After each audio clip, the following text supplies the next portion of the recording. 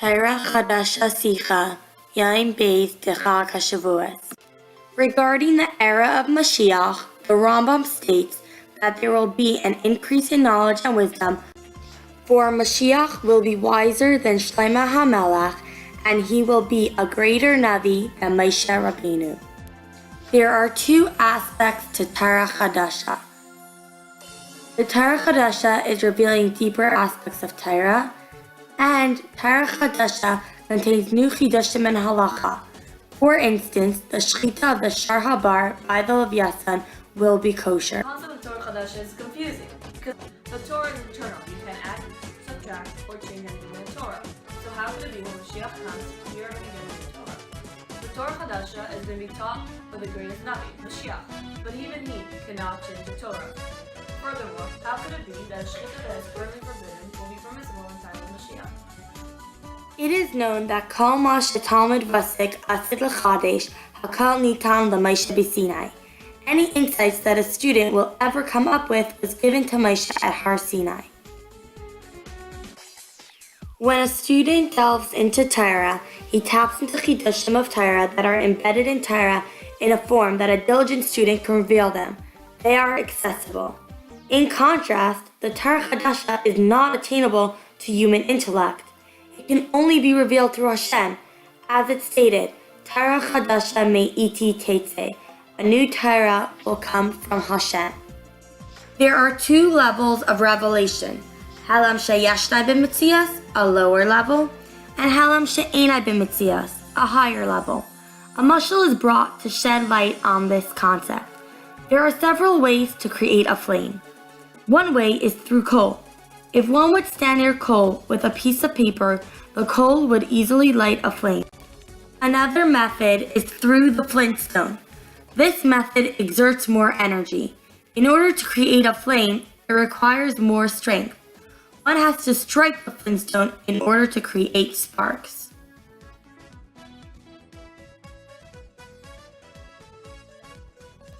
In Galus, the chidushim are in the parameters of halam sheyeshnai b'mitzias.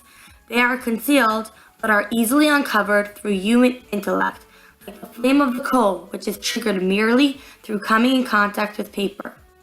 In the times of Mashiach, however, the chidushim will be in the form of halam she'enai b'mitzias, which can only be revealed by Hashem because they are deeply hidden concepts.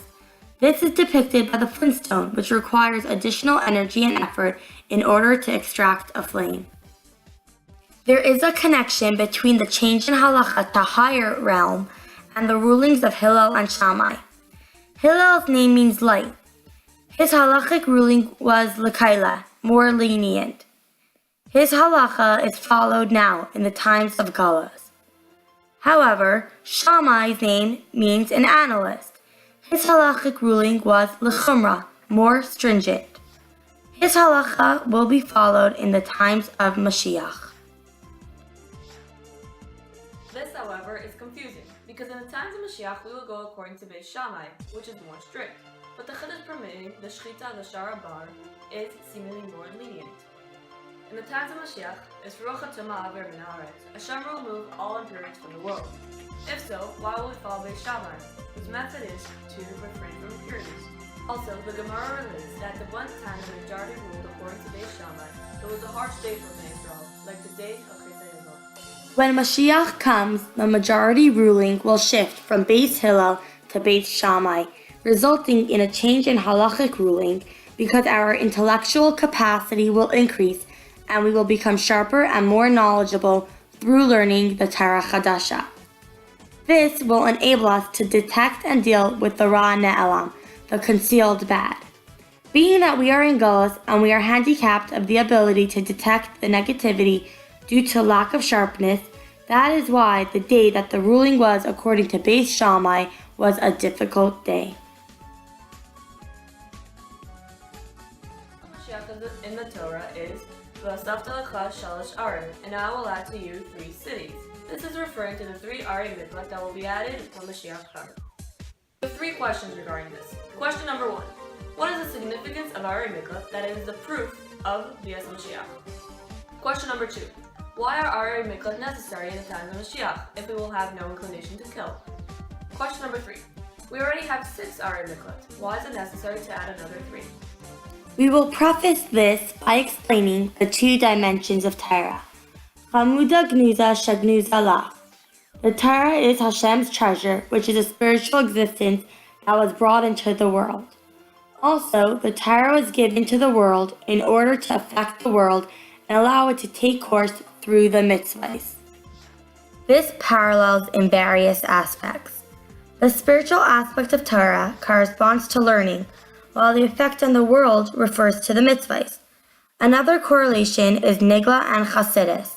Chassidus parallels to the first facet, Hashem's treasure, for it deals with divine spheres, as it's stated in regard to this, Da es Elokei Avicha, know Hashem your God. Nigla emphasizes the Avodah in this world to clarify and differentiate between evil and good. This parallels to the later dimension, the effect in this world, being that in the times of the Geula, good and bad will separate, hence the Avodah will be of a higher caliber, uniting good and good. This connects to the above-mentioned concepts of the Torah being Hashem's treasure. Galus, on the other hand, is associated with the latter dimension, for our Avodah in Galus is to affect the world around us.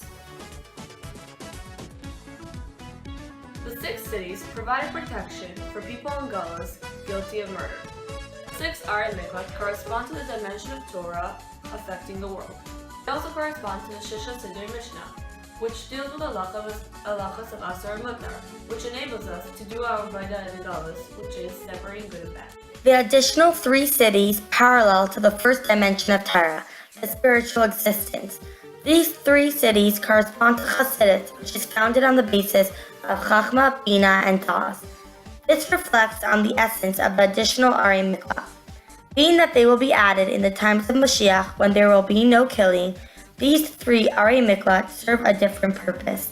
They aren't a haven for protection, but rather, as expressed in the correlation to Chassidus, these 3 Ari Miklat's purpose is to elevate us and aid us in attaining higher levels in spirituality.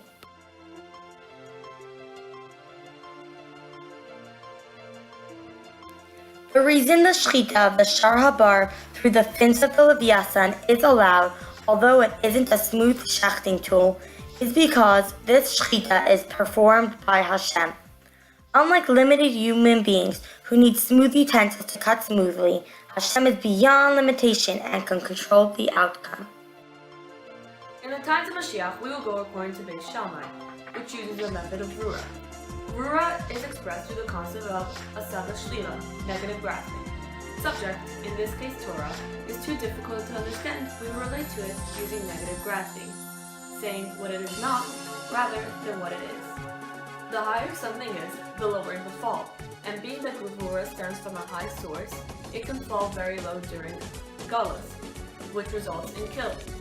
However, through the 3 added Ari Miklat in the time of Mashiach, we would have Brura without negativity. The Leviathan represents Brura, and the Shar Bar represents Chesed. The Leviathan shechting the Shar Bar is symbolic of Brura extracting the ability to reveal a step. By revealing these deep levels of Brura through the Torah Chadasha, halachas are changed.